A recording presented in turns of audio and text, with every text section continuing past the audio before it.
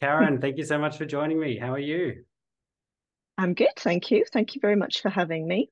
Oh, not at all. I'm very looking forward to this conversation as crop circles have been a huge interest of mine for many years, decades even, really.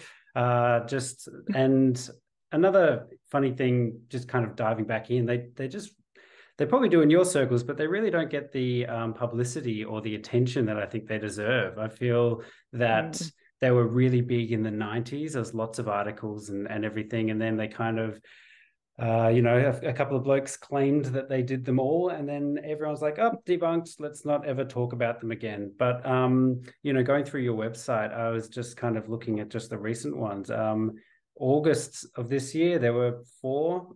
July, there were eight that you guys have recorded and documented. I mean, that's Yeah. multiple every single month. That's incredible. So, yeah, I thought maybe you could just briefly give us an overview of what are crop circles. Okay. Crop circles 101.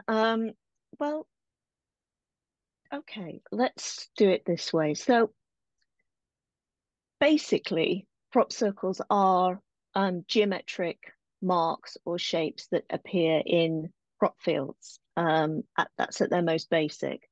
And there are two schools of thought as to how long it's been going on. One school of thought is that it's a relatively modern phenomenon that probably started, I don't know, maybe in the 40s or the 50s, something like that, with quite simple, sort of just circular designs or maybe groups of circles, something like that, that then sort of began to appear more often, like you were saying, and also began to get more complex in design. If you talk to farmers and the parents of farmers, they'll often tell you stories about playing in these things as children. So it's not something that kind of just suddenly happened in the 80s and 90s. It had been going on before then. The other school of thought is that they've been around forever, and that have kind of been waiting for people to pay attention to them. So there's that school of thought as well. So I don't think there's kind of I think there's really good evidence that certainly they've been around since the 40s and 50s. I think further back than that, it's very difficult, because most of the records that we have, even of circles going back that far, are photographic records. So, photography wasn't really a thing for a very long time, certainly not something that, ordinary people would have had access to, certainly anyway. And aerial photography obviously is a fairly modern thing too. So that's kind of the history of them. A lot of people think that the crops inside the circles are cut in some way, and they're not cut at all. They are laid down, usually in a swirl, which can be clockwise or anti-clockwise. Some of them are very elaborate at ground level. The crops can be woven, knotted Wow. sometimes even. I mean, just, some of them are a work of art at ground level as well as from the air. Um, the average size of a crop circle is around about 200 feet in the UK, which is not small. Mm. Some of them are smaller than that. Some of them are much bigger. One of the biggest on record, I think, was just under 1,000 feet across. So that was truly huge. Wow. And they appear in all different kinds of crops as well. I mean, in the UK, we predominantly grow barley and wheat here. We grow canola, oilseed rape, which is the lovely yellow fields that you sometimes see. Hmm. There've been crop circles in that as well. But then in sort of more, you know, strange crops. I mean, we've had them in beans, also in borage, linseed, sometimes in grass too. Not too often, but sometimes in grass. Um, so yeah, I remember there was a really lovely formation, which was in a field of linseed that had finished flowering. So, and linseed, the crops don't grow very tall, maybe like this. Mm. Um, and the flowers had gone, the blue flowers had gone, but there were all poppies in the field. So it was like sort of having a crop circle in poppies, which was just fantastic. And most often the flowers on those plants are not um, disturbed. They're not trampled or anything until people walk in them, of course. And if the crops are still growing, when they're still sort of green and growing, if nobody walked inside them, very often they would just recover through phototropism, so that the seed heads would come back up towards the sunlight. And some circles, especially in barley when it's very young, they can be gone in a couple of weeks. You can barely even see that they were there if nobody has walked in them. So the damage to the crop is can vary from not very much at all to sometimes a little bit of damage to them. It kind of really depends on the type of the plants and their maturity in the growing stage. But of course, by the time they get to sort of the harvest time, which would be end of July, beginning of August, the wheat and the barley it's basically dead. It's just sort of drying out in the field. So when that goes down, it stays down. So yeah, it's kind of nuanced, all of that. There's kind of lots of things to kind of take into consideration when you're looking at them, but that's essentially what a crop circle is. Yeah, yeah. So how did you come to be so interested and in crop circles and making this your work? Well, it started for me in 1990, and it was through seeing pictures of them in the newspapers.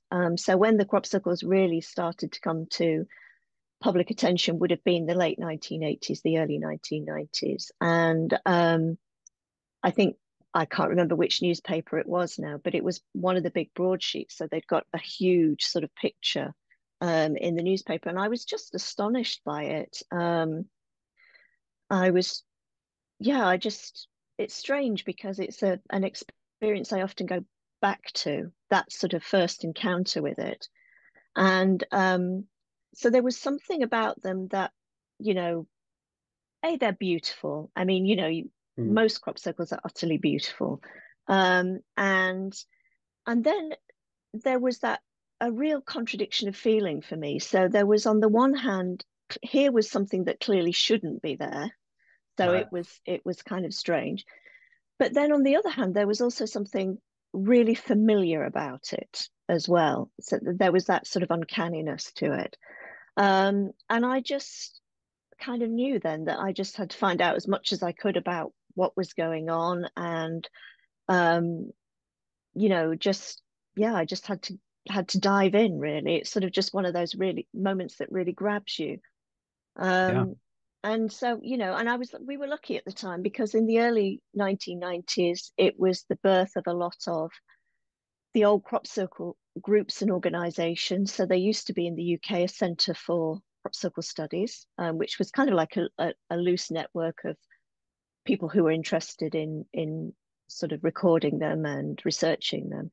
So I kind of quickly got involved with that. And then, of course, you meet so many people through doing that, people that I would have never met otherwise. And of course, then, that just starts a complete expansion of your understanding and knowledge and so on. And I've just been fascinated with it ever since. Yeah. So you've started the organization or website Temporary Temples with your partner Steve Yep. Alexander. I've noticed that Steve is one of the main photographers of all of these incredibly beautiful crop circles.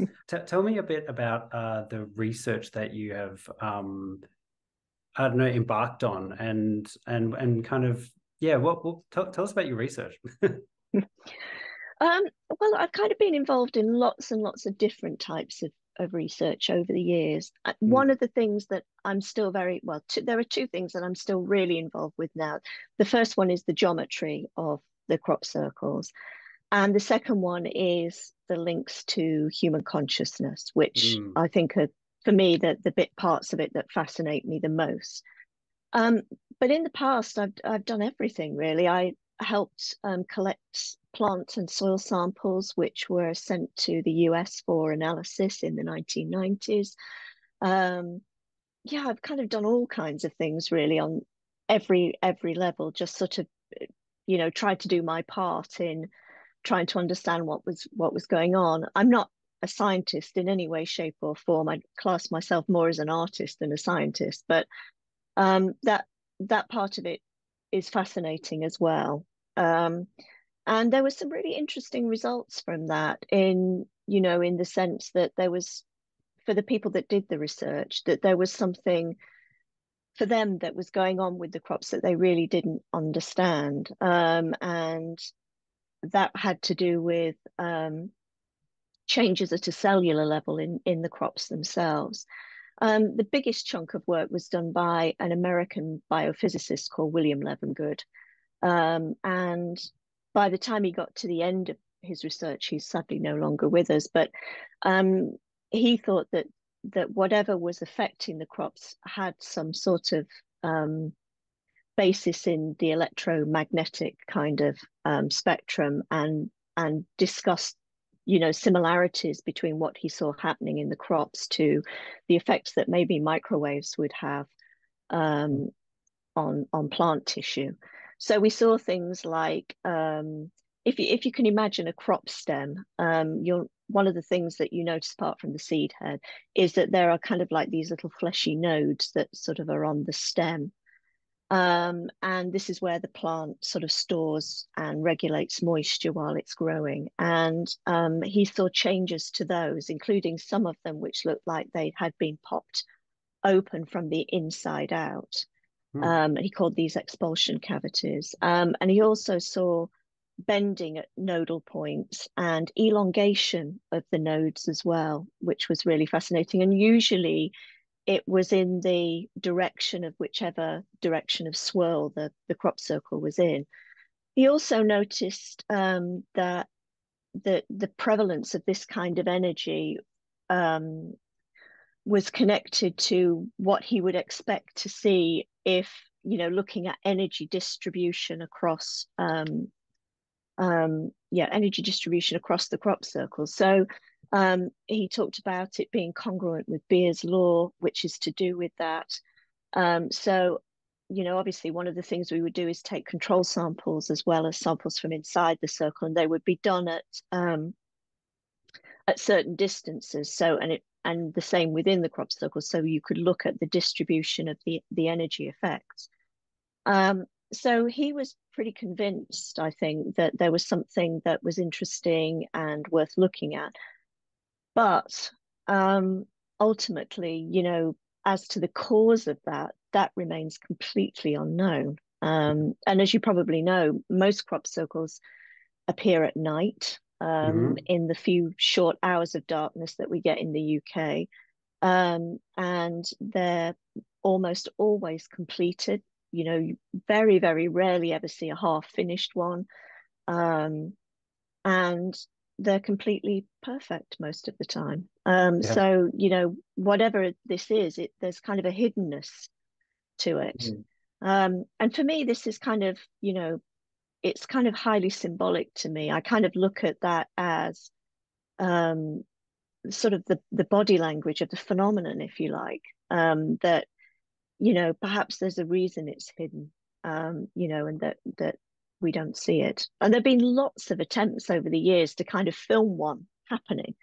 And I've been out on many night watches, where we would, take cameras and things and wait and see if, something would happen. But, you know, Yeah. nope, it remains completely elusive. I mean, it's something that I get asked a lot actually as well, if crop circles appear in the same fields every year, why don't you do this? And I think the logistics of doing it is just enormous, because sometimes they appear in the same field, but not always. Sometimes Mm. it can be a couple of fields along that way or a couple of fields along that way.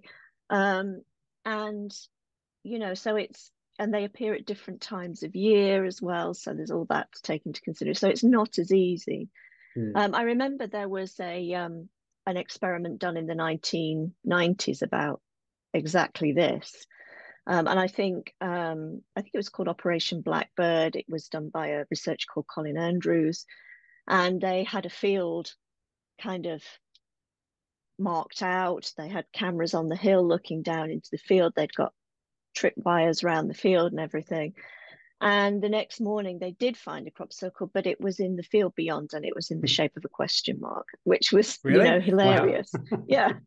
Of course. And so that kind of tells you, again, something else, that there's something very playful about this sometimes, that it's mercurial in nature.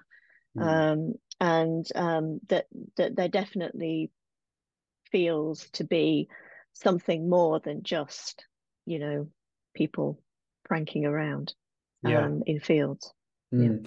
God, the subject just gets me so excited. It really is just one of like the world's biggest mysteries in my Mm, opinion, at least. I mean, there'll be mm. plenty of people that will argue otherwise, but I don't think they've really looked very closely, to be honest. And yeah, interesting about your research, because I think it could really vary from, the super scientific all the way to the metaphysic and really esoteric Yeah. kind of Yeah. realms. And often with these subjects, it's the lines get very blurry between them, like because they're just so bizarre, so unexplainable almost. Yeah, I mean, there are many links to be made sort of between the crop circle subject and the UAP or UFO subject as well. Mm, There's a lot of high strangeness associated with the circles, and with the people that get very involved with them. So, it's a whole spectrum of things, and I think that takes a long time for people to grasp it.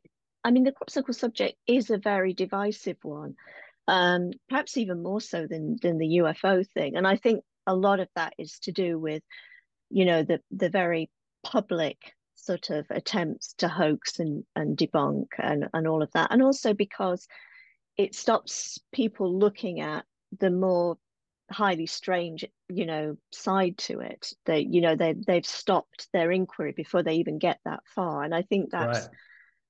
that's a real shame.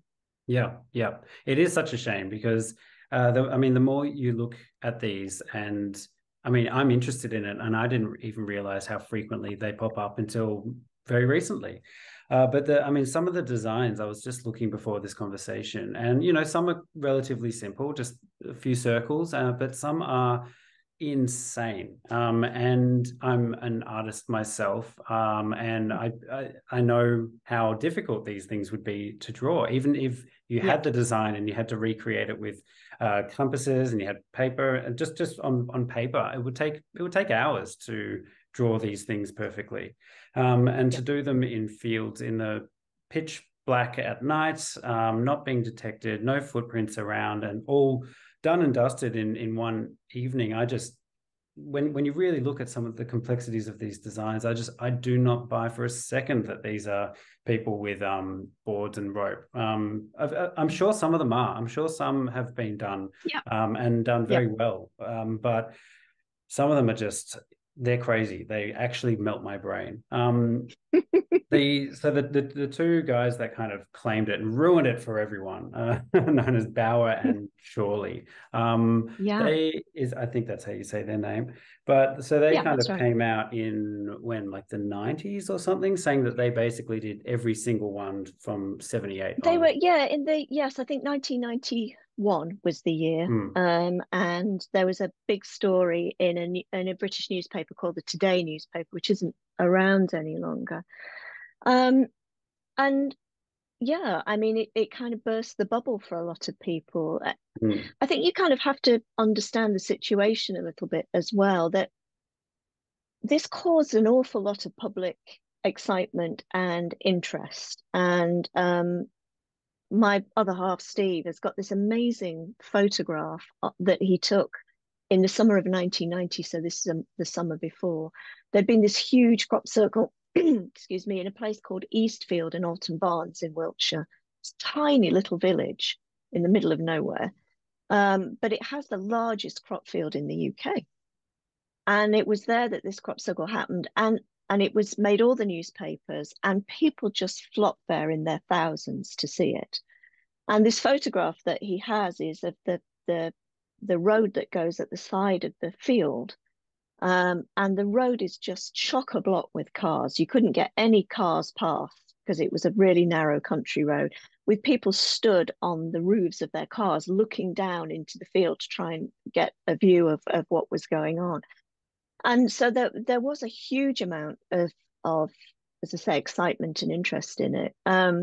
So in some ways, it kind of wasn't surprising, I think, that some people might have felt that they needed to burst the bubble on this because it was getting a little bit out of hand.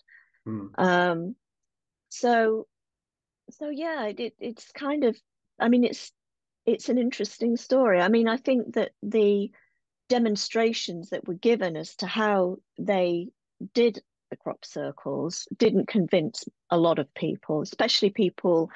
I think they may have convinced people who didn't really know a lot about the subject, but for those that were really interested in it, they were not convinced by it at all. And they thought it was crude and, how could you possibly, you know, do this really in that kind of crude manner? So, but it did kind of burst the public bubble with it. So, but the crop circle researchers, carried on for many more years after that, but it was really hard then getting the media to pay attention to them. I think that was it as far as they were concerned. And I think even today, even amongst people who are interested in the unusual, the paranormal, whatever it is that, you want to call it, it still polarizes people's opinions. Some people are very, very strongly still against it. I mean, I'm not an evangelist, about this at all. I can tell you kind of what interests me about it and why, I carry on looking at it in the ways that I do. But I think it's one of those things. I think it's like a lot of these things, you kind of have to come to your own peace of mind with it. You have to sort of look at it, evaluate it, make your mind up about it. And I think sometimes this is one of those things that either speaks to you or it really doesn't. Mm. Um, Yeah. and but for people that are called to it and who get very involved with it, it's like many other sort of transformational phenomena. It kind of changes your life, and gets you to see things in a very different way, which I think probably is the purpose of a lot of this, actually. Mm.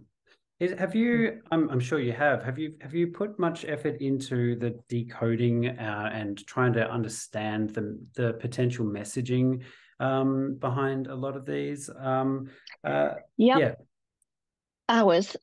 yeah, sure. I'm It's sure every single I one. mean, one of the things that, really does interest me is the geometry of the circles um and the possible meaning of them. Because, the second question after people have said, how is it done? The next question is, what do they mean?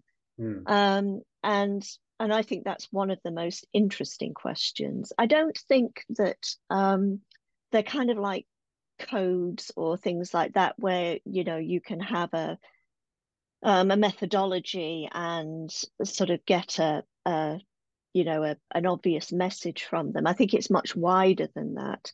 I think one of the biggest things is that you become aware of straight away when you sort of start looking at this from a geometrical point of view is that you pretty much soon discover that numbers have qualities as well as being quantities. So they numbers have personality, and that's kind of based on their interactions with each other.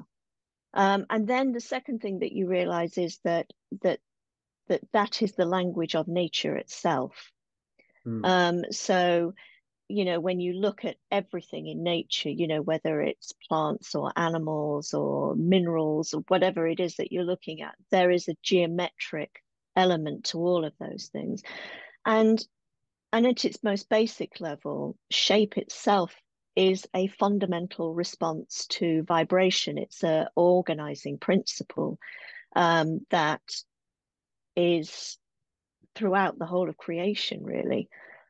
So, you look at seashells or, you look at grains of sand under a microscope, or they all have shape and geometry.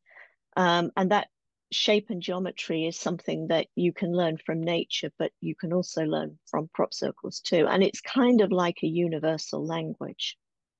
So, and that the shapes are also linked to function as well. So, when you think about things like the honeycomb, for instance, in a beehive, the little hexagonal honeycombs in there, that is about creating the most amount of space using the least amount of raw materials, which is very important in nature, very important for the honeybee. But that also plays out on bigger scale. So, so anybody who's ever played with hexagonal tiling, for instance, there's no space between. So you're getting the sort of the maximum space out of it. If you were to do it with circles, there would be this tiny little kind of curved triangle between each one. So there is a link there to also the function of shapes. The number 7, for instance, is a number that we don't see very often in nature. And interestingly, it's a number we don't see very often in crop circles, whereas 6, we see a lot in crop circles and you see a lot in nature. So there's that link as well. 7 is known as, it's known as the virginal number because it doesn't mix well with other numbers geometrically. Whereas 6 will marry with many other numbers, very easily. Will marry with 8 very easily, 2, 4, obviously 12, it marries. 7 is kind of on its own. And even when you look at sort of, myths going back in human culture, these ideas of these numbers and their personalities also come into myth as well. So this is clearly something that's been passed down in human culture for thousands of years, and yet here it is kind of turning up in our crop fields. I think on a very, very basic level, it does change the way you see reality, because you begin to realize that there kind of is what Bohm would have called the implicate order, that there is an organizing principle behind everything. And the crop circles really put you in touch with that. And, particularly drawing them, is an amazingly meditative experience, because you're looking at the ways that all the elements of a crop circle might fit together. Circles, interestingly, have both a esoteric and an exoteric geometry. So it has its first geometry, it's exoteric, that you can see. So whether it's a hexagon shape or it's triangles or it's circles or squares or whatever. But then it has an esoteric geometry, and very often that's to do with the way that elements are married together. So it might be, for instance, that you have a crop circle that has an outer circular perimeter, and then it might have a circle in the center. And then between those two, it might have like a 6-petaled flower or something like that. But when you look at the relationship between the outer perimeter circle and the inner middle circle, you might find that a pentagon or a pentagram fits between those two. So there immediately you've got a marriage between 5 and 6. So there is this kind of language being given to us, which it has been done for many, many years now, which really then gets you to look at the way in which those same kind of principles operate in the natural world. So to me, the crop circles are an initiation into something that we've really forgotten. That into principles that we kind of don't use anymore, because we don't believe that there's meaning in the world anymore. All we see, particularly in the West, is function. We're always looking for the function of something rather than a meaning to it. So, those things become very evident very quickly as soon as you start to draw these things. And some of them are really tricky, so totally. I can have them on my desk for months, and I'll get so far with them and I'll think, okay, I'm just gonna have to put that one away now till inspiration strikes as to how that might come together. But I mean, We, we've had some fabulous researchers that have kind of laid the groundwork for this. I had an incredible mentor called a guy called Michael Glickman, who was a crop circle researcher for many, many years. We sadly lost him not so long ago. And, you know, he was an architect by trade. So he was really interested in the design of things. So he was very attracted to looking at the design and geometry. And really it was his work that laid the foundation for a lot of what I do today. mm. I mean, yeah, as you're saying, just even drawing them on paper is just so difficult. And I Yeah. mean, yeah, if people aren't kind of convinced by them being a mysterious phenomenon and think that people have done them, I mean, there's one that just I think is one of the most well-known ones. Ondik Wilshire, August 2001. It was this huge 409 circles, a Yeah. six-arm design, and it's 267.5 meters in diameter. I mean, that's just huge in one night. Yeah. Often Yeah.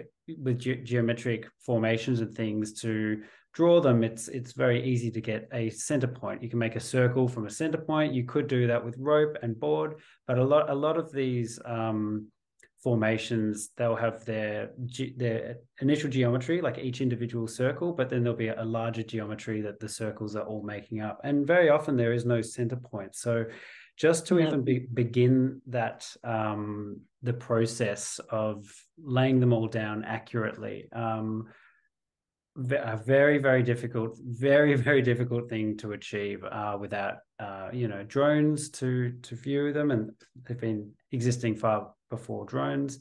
Yeah.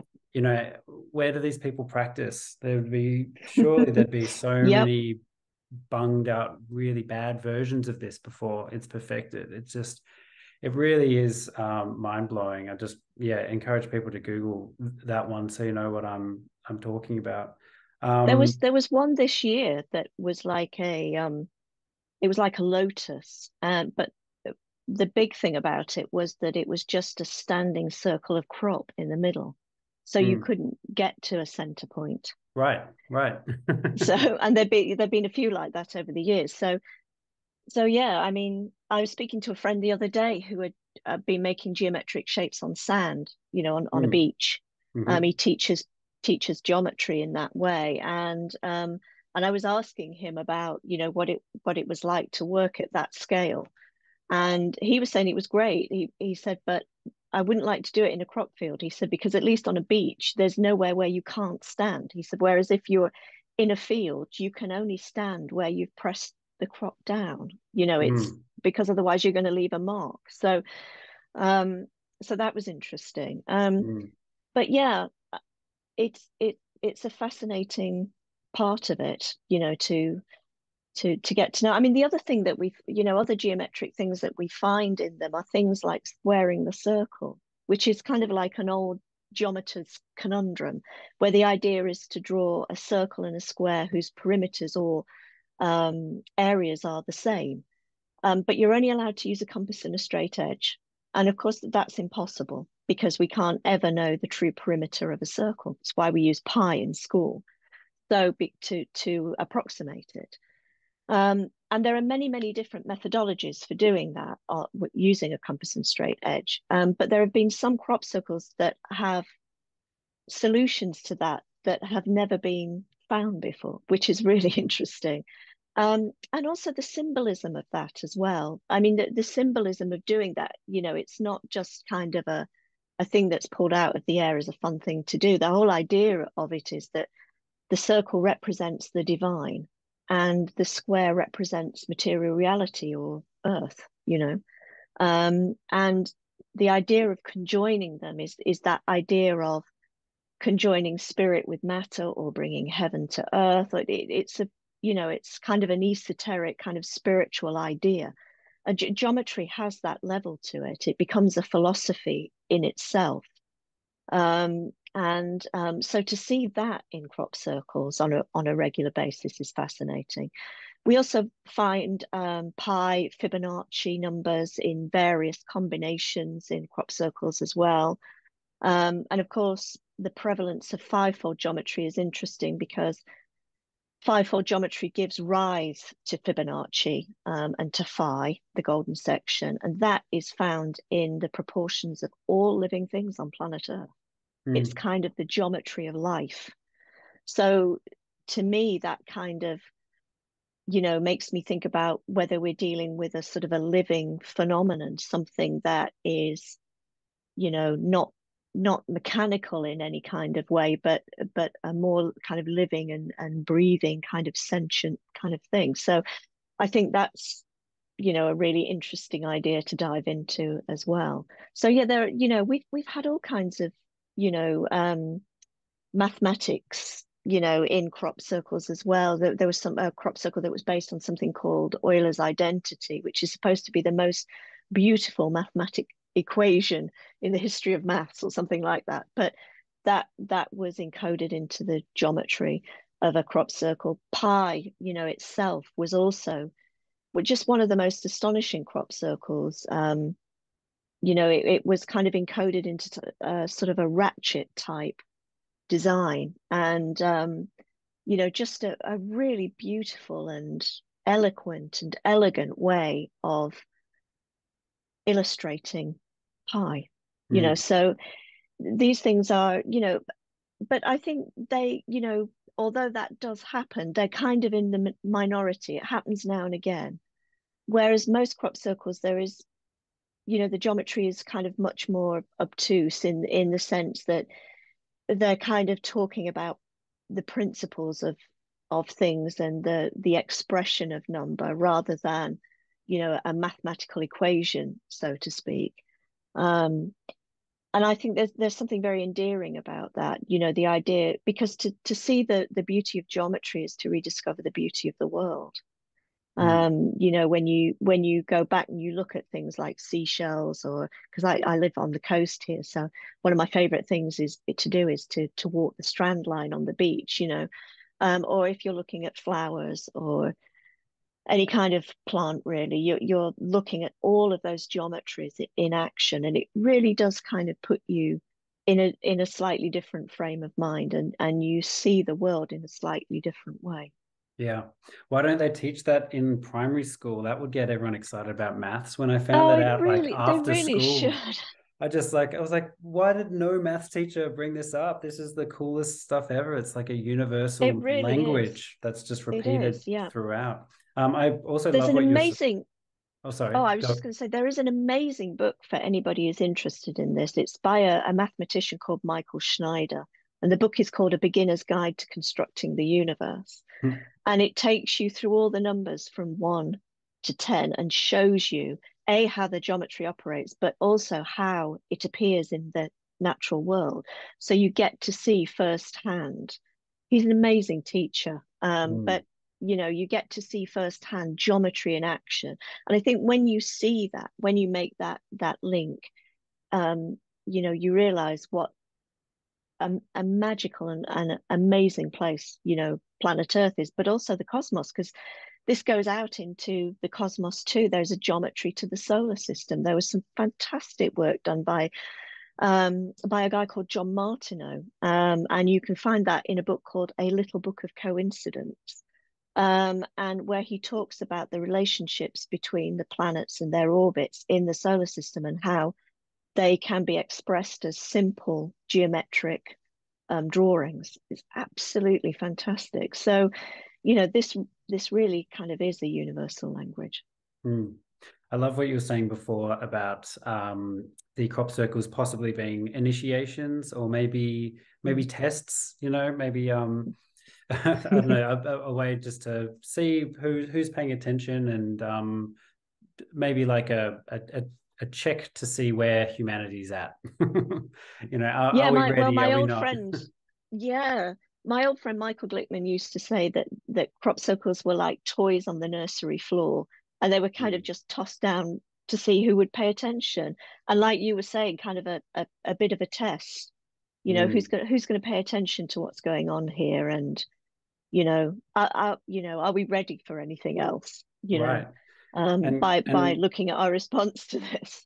But yeah, I really feel that we have not been paying attention. I mean, it would be very different for you in your orbit being, this being your work and so much of your life, but you know, that just people don't talk about them. I mean, everyone please go on temporarytemples.co.uk, I think. Is that the Yep, website? that's Yep. right. Yep. And they've, Karen and Steve have archived just all these incredible, beautiful crop circles and designs, but just pay attention to the dates, just how frequently they pop up, and just, I don't know anyone talking about them except my weirdo mates. But you know, just when you think you've figured out what they're about, these beautiful geometric things, like some of these designs just throw a big curveball to the point Yep. where even I was just like, no way, this is fake. And I've got a couple of, like, I'm sure you get asked about these ones a lot, but one is the ET one. Hold on, I'll just hold it up so you can see what I'm talking about. Oh, yeah. The Yep. alien face holding a big Yep. circle. There's another one Yep. that is, hold on, I've written it down. What is it? The Arecibo message. So I think scientists sent out a message into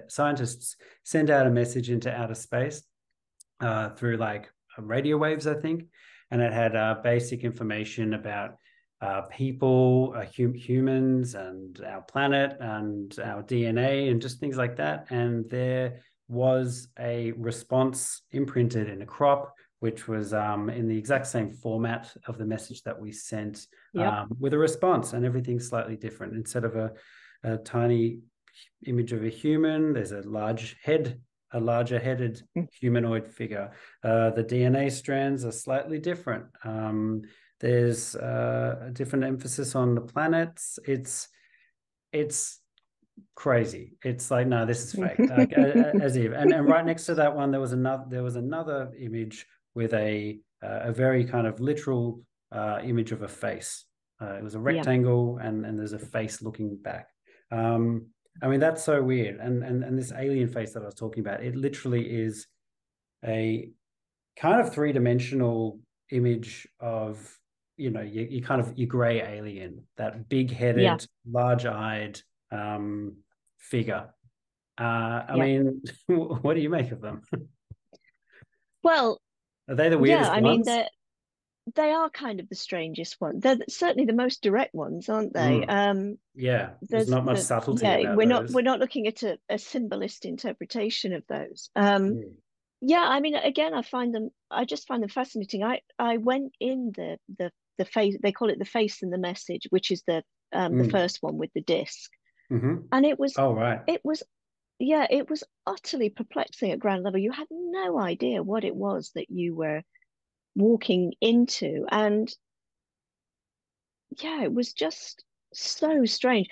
And it was one of those where, I mean, you know, lots of people talk about feelings that they have when they go into the crop circles, which we should perhaps talk about. But Yeah. this one was just, I don't know, it was, there wasn't a beauty to it. So some crop circles you walk in, it's like walking in a cathedral. You know, you kind of walk in them and they just have this massive transcendental kind of feeling to them. This one didn't. It was very, very, very different feeling. And it was kind of stark and I don't know, it's hard to put into words, but it felt very, very different. I didn't know what to make of it. I wouldn't like to draw it for a minute, never mind in a field. I mean, when you look at the way it's done, because it's all done in kind of lines Mm. of standing and flattened crop to create the sort of the shadow on the face. It's incredibly well done.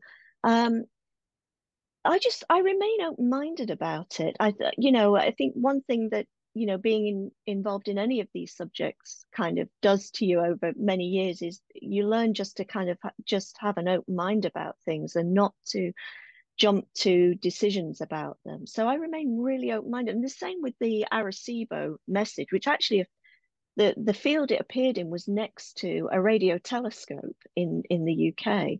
A place called Chilbolton. There's a big radio telescope there, and So that was fascinating as well. You know, it was almost like, well, you're not paying attention to all the other stuff we're saying, so we'll just lay it out for you, Yep. you know, Yep. right Totally. here and now, you know. So there was an element of that to it as well. And again, you know, I really don't know what to make of them. You know, it's just one of those things that I just have to say, right, well, I'm just going to suspend my judgment on this and kind of just, you know, because I mean, the other thing that happens is that sometimes new circles come along that put older ones into more context.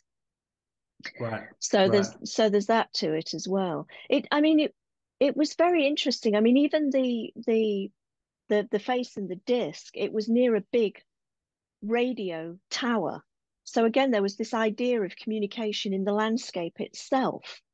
You know, I Mm. mean, one of the other things we've not touched on is the placement of the circles on the landscape, because very often it's not random.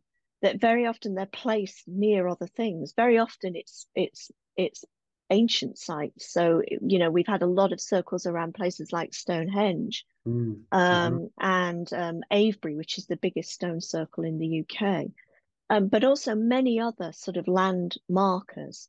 The big one that you were talking about, the big galaxy spiral back in 2001, was on top of a place called Milk Hill. And Milk Hill, in very, very ancient times, was worshipped as a reclining goddess on the landscape. The hills were actually um, slightly modified and sculpted by very ancient ancestors. Um, and obviously, when they saw the landscape, when they saw the hills, it reminded them in some way of a reclining goddess. So that um, they were the hills they then reshaped. There's actually a spring at very near there as well.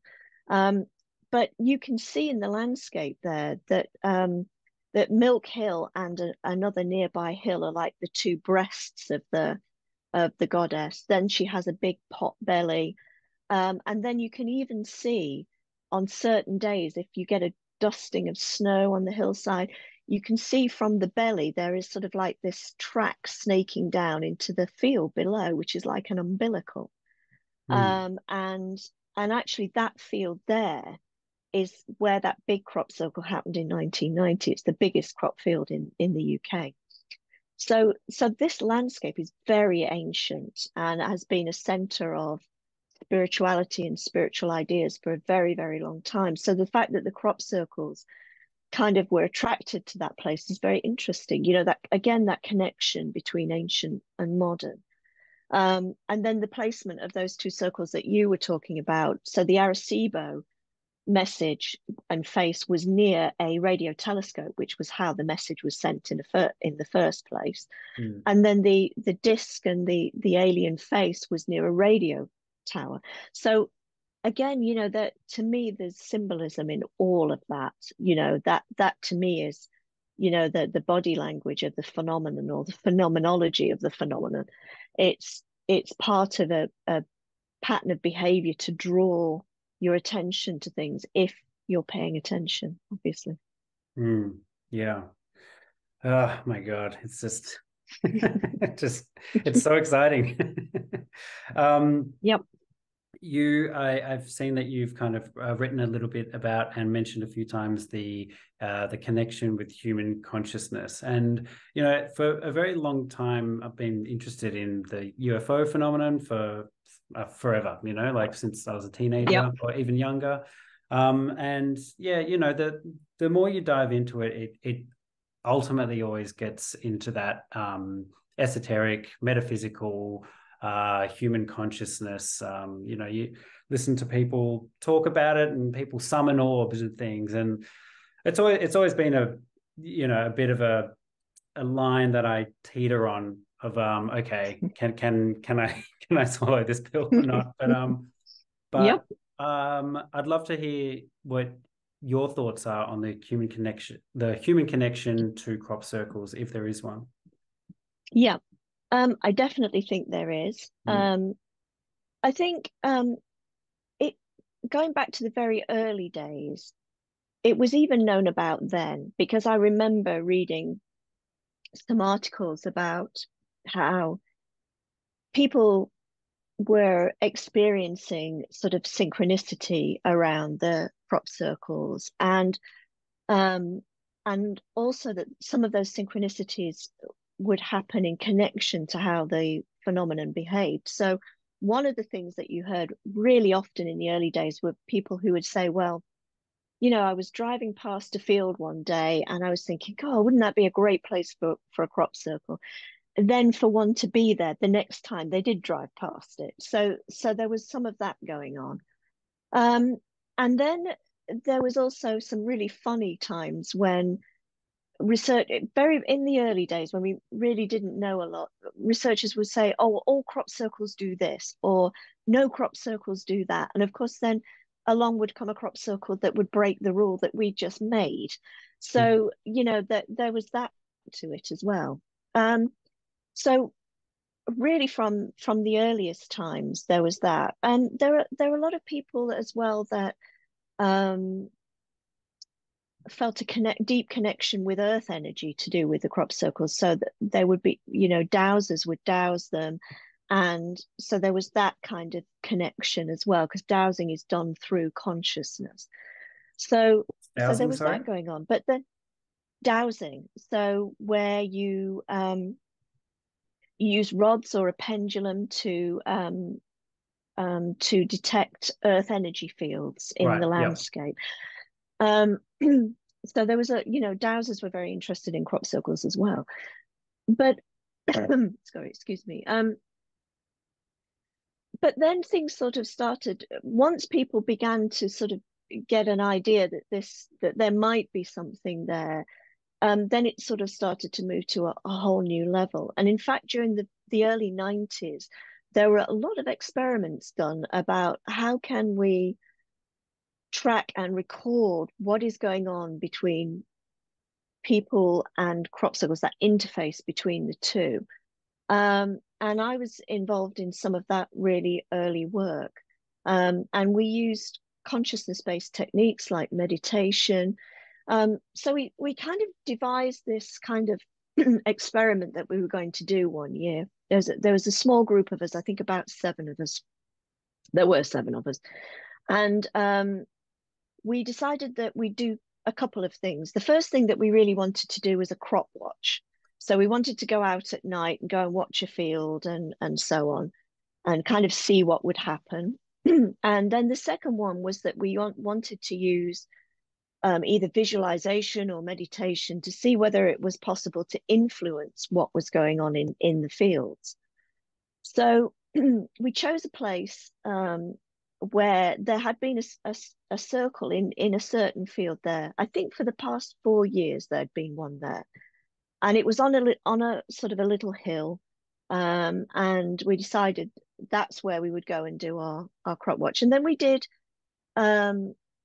some visualizations where we would visualize walking down a tractor line into a field and finding a crop circle, and everybody would then draw what they saw, and we would keep them to see whether any of those came up in the as part of the phenomenon itself. So we did that, and I think we did a couple of visualizations at 2 different places, 2 friends' houses. And I don't, maybe about a week or so later, I got a call from a colleague of mine who'd been part of this experiment. And let me just stop there, actually. Before I go to that bit, I want to tell you about the crop watch. So we went out and we picked this field, and we got permission from the farmer to go and go and sit by the field and everything. But he gave us a call to say that the crop had actually failed in that field that year. And so he was going to have to basically turn the field over and so on. But we decided, because we'd made all the plans, we were still going to go there. And actually that night we had a big UFO sighting. And we saw kind of like 2 round objects in the sky. One was quite large, circular white light. The other one was a smaller one, kind of following behind. And we all sat and watched it as it went into the aura of the moon and didn't come out the other side. And we just thought, wow, what an amazing thing to see. And luckily, one of the group who were out with us was an amateur astronomer. So we were able to rule out a lot of things. And we still don't know what it was to this day, but it was fascinating. And it was just one of those incredible moments where we couldn't have a crop circle because the field had been turned and plowed, but we could have a UFO sighting, which was for us at the time was just as good. I think I was about 23 at the time, so it's very exciting.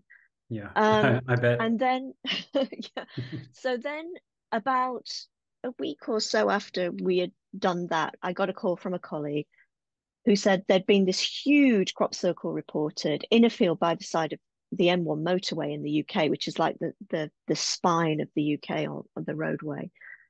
And at that time, I didn't live in the south of England. I actually lived in the Midlands, and although we did have crop circles in that area, they weren't the really big, complicated ones that they were getting in the south. So I actually thought he was having me on. I thought he was pulling my leg. And so I decided to call him out on it. And I said, okay, yep, swing by, pick me up, we'll go and have a look. And of course, when we got there, there was a huge crop circle in this field. And we were just blown away by it. And it was certainly the most largest and complicated circle we'd had in that part of the UK. So of course we had to then go and find the farmer and all of that.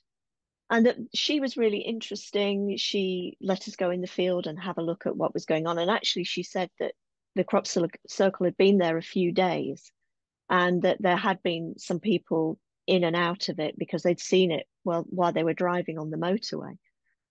But she said one of the most interesting things was that none of her dogs would go in the field after that.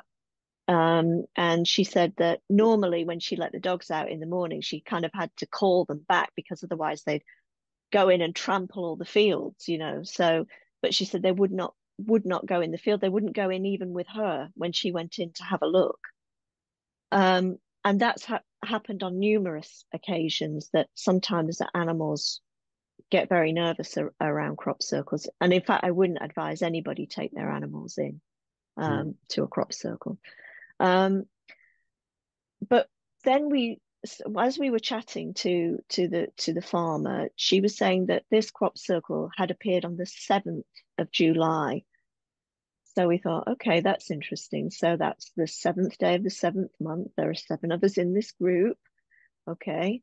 And then when we got a survey done of the crop circle and a friend of mine flew over in a light aircraft to take pictures, the first thing that we realized when we saw it was that this crop circle had incorporated all the different things that we had drawn during our meditations. And we were just floored by that. And it gives you the shivers, when something Yeah. like that happens. It's really quite an experience. So if we wanted to know if there was a connection between people and whatever this was that was going on, then the answer was absolutely yes, there was. And in fact, the 7th of July has become one of those days now where sometimes things happen and it's kind of like an echo down the years. There've been many really fantastic crop circles on the 7th of July. It's kind of a date that I look out for now. So yeah, and I mean, we were not the only ones doing this kind of work. There were other groups doing it as well. And there were just other really odd coincidences. So the location of that crop circle itself, if you were to draw it a line on the map between these two places where we had done this meditation, it was in the field nearest to the center of that line. So there was the landscape thing coming into it as well. And if you were to extend that line down the country, right down to Sussex in the south of the UK, that was where there had been another group doing this kind of work. So that it was just, you began to get this idea that you were being shown a glimpse of this incredible web of the way in which things were connected. And that comes out in the crop circle phenomenon in lots of different ways, but that was one of them. And in fact, that UFO sighting that we had, had also been experienced by the people who were in Sussex on the same day, and then by a group in Wiltshire, which is kind of like midway between the two again. And one of the people who had seen that UFO in that Wiltshire group was my future husband, Steve. So Wow. it, and you know, we had barely met at that point. So, you know, that you could, you just got these fleeting glimpses of this interconnected web of, yeah, of just all these, the ways in which people, the landscape, and whatever was going on was connected in some way through the crop circle phenomenon. So yeah, I mean um it's so interesting on so many levels. Yeah, wow. That'll make a believer out of you for sure. Yeah. Well, so what, I mean, what do you think they are? What do you think is going on? What is happening? It's a big question, isn't it? Well, I think we've touched on some of it already. So Mm, I do think that there is a communication of sorts. I think it is a kind of initiation to those that pay attention to it and go on a journey with it. I've actually just not long finished putting a piece of writing together that kind of describes this journey as I see it unfolding in the crop circle world, and it'll be in our new crop circle yearbook, which will be out probably maybe in the next month or so. But it, to me, this is about changing human consciousness. It's about changing the way we see reality, and to emphasize that very thing, the connectedness of all things. You know, we've gone so far on the scale, I think, particularly in the West, of seeing ourselves as autonomous individuals and not connected in any way to everybody else and everything else. And we really need to dive back into that. It's very interesting in the way that because I very much keep up with what's going on in the UAP world, and I, you know, so much of what goes on with the UAP is that kind of seeing it as a technological kind of thing, you know, as a nuts and bolts UFO that came from another planet, and some of that may very well be true, but there is that other side to it as well, where maybe some UFOs are living things, you know, that are, you know, that there's that side to it as well. And I think you talk to a lot of UFO experiencers too, and they will talk about a spiritual side to their experience as well. And I think it's very much the same with the crop circle thing. I think the crop circles wear their spirituality on their sleeve a lot more openly because mm, through that connection of geometry and design and beauty. Um, but you know, essentially, we're talking about a very, very similar kind of thing. You know, that transformation of human consciousness to see the world and reality in a very different way. I very recently read an amazing book called The City and the City it's a novel by a writer called China Mieville. And the book is about two cities that exist side by side, but each have trained themselves to become unaware of the other. So you may be sitting in a cafe next to somebody every day when you go there, but you would never see them. It's kind of like a brainwashing kind of thing. And to see the other city is something in the book that is called breach, and it's a fearful crime that will get you into a lot of trouble. And in a way, I think our reality is like that. I think, you know, that there is a level or a layer to reality that sits alongside us, which is filled with other intelligences, other sentience, that we have become completely unaware. I think maybe some of our ancestors had some awareness of it and some interaction with it, but you know, we've kind of tuned it out deliberately. mm. And I think it's to our detriment, you know, that there is a whole layer and to reality of to which we deliberately have no access. And you've only got to look at the way in which the paranormal is treated in human society to see that interactions with it or a curiosity about it are a fearful form of breach. It's like a betrayal, of the way that we have created reality for ourselves using things like the scientific method. I think the scientific method is great, by the way, but it has its limitations, and I think we don't yet see that. And so, I think all of these things are kind of like a way to get human beings thinking about this stuff, engaging with it, and to learn more about it. I've no doubt that perhaps we've needed to go the path that we've gone to be able to go back in a sense to understand it on a new and deeper, whatever this is, on a new and deeper level. But I think kind of at the moment we've kind of gone too far one way. And we need to peel that back a little bit. I think we need to be open to this. And I think that's what all these phenomena tell us, whether it's people seeing ghosts of loved ones, or people having precognitive dreams, or that there is this level to human consciousness and its interaction with reality that we really, really need to understand more, because we're so out of kilter now, I think.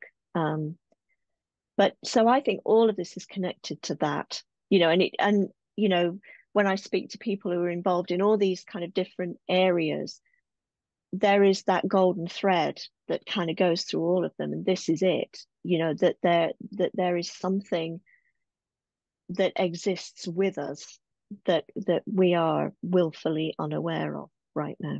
Maybe now, though, we are starting to think about it. I certainly think what's happening in the UAP world is fascinating.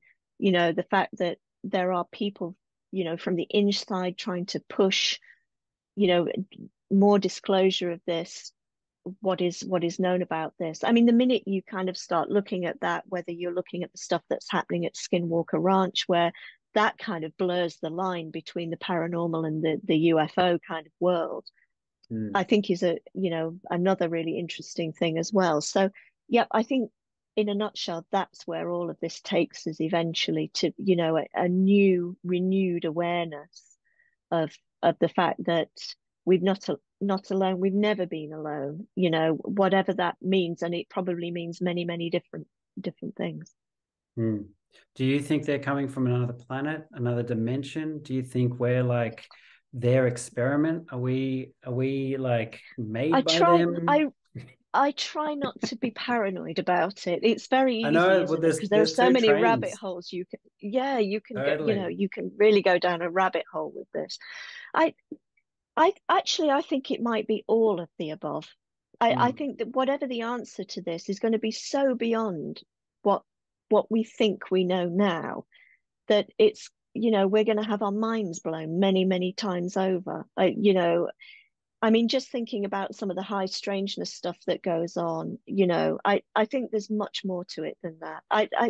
There are some great ideas out there, whether people think they're interdimensional, people think they might be crypto-terrestrials, that they've always been here. Some people think they're ET from other planets. Some people think they're time travelers. I mean, it could be all of those things in a way, and many other things that we can't even begin to imagine at this point. I just think, that speculation is great fun. But having an open mind is the biggest thing, really, is not to write anything off, because we really know that little, I think. Well, yeah, that's it. I mean, it really does challenge my critical thinking. But you have to challenge it, because there's weird things happening. And even if people aren't convinced, I think it seems very, very obvious the secrecy around it from, mainly the United States government, and, most governments around the world. Like, there is something that they really, really don't want out. There's definitely a lot of knowledge that they are very staunchly holding on to. And it does beg the question: how much of this is legit? How much is real? Mm. Karen, I've got so many more questions for you, but we've already gone over an hour. Thank you so much for all the work that you do and archiving all this. I really encourage people to, I don't know, just look more. Go on Temporary Temple's website. Check out what's check out what's popping up in fields every single month. Do you We've have a actually, we've actually, well, we've actually got an online conference coming up which starts this weekend, Oh, and amazing. it goes over every weekend in October. So there'll be either a workshop or a talk on one of those days. The time difference between us isn't kind, but we do record them. So if you want to um, come to the conference, but you know you can't, it's difficult to stay up so late at night or whatever, then we do record the session so that you will get access to that. So that's something that's coming up. And yeah, please go and just have a look at the image library because it spans 1994 to present day, and just spend some time looking at them. I mean, we do all kinds of things. I teach classes where we draw the geometry of some of the formations, and I do it live with you, so you can see me drawing it, and you can draw it as well. And we take some really deep dives into some of the designs. But yeah, please do connect with us. But most of all, just look at them because, I think even just going through the images and when you realize how many there have been, and there are so, I mean, I could probably count on both hands the time that a design has ever been repeated, that Hmm. most of them are completely unique. Um, you begin to realize the scope of what we're talking about with this. Just a really quick question while I've got you. Why England? Why are most of them in England? Do you have any thoughts on So that? it's a great question. Um, well, let me say one thing first is they're not just in England. They Yeah. have actually been reported in over 60 different countries. But the prevalence of them is here. I think because we're looking for them. I think there might be many circles around the world each year that are never discovered, probably until the harvester is in the field and then it's too late. Good Um, point. Good point. I Yeah. think I think maybe something to do with I think there are lots of different reasons. I think maybe one to do with the prevalence of our ancient sites here because we have very many in a very small concentrated area. I think it may have to do with something to do with geology. Crop circles tend to like um, landscapes where there is chalk and underground water. There's been data analysis done into that, so they like that. Um, so yeah, I think those are two reasons, but maybe it's because we pay attention to them here as well. Mm. And maybe there is a little of that to it. I remember once I think it was in the 2000s that a few of us went over to a conference in Italy. And for a few years after that, there were formations in Italy. Mm. So it does make you wonder whether the circles appear as a response to interest in them as well. Um, so yeah, I think there are kind of lots of maybe little reasons like that kind of go into it, but maybe because we just pay attention to them. Yeah. Yeah. Well, Karen, thank you so much. I encourage everyone to jump on temporarytemples.co.uk. Yeah, really appreciate your time and thanks for inspiring us all with the work you guys do. Well, thank you very much for having me. I really enjoyed chatting to you and wish you well. Yeah, thanks.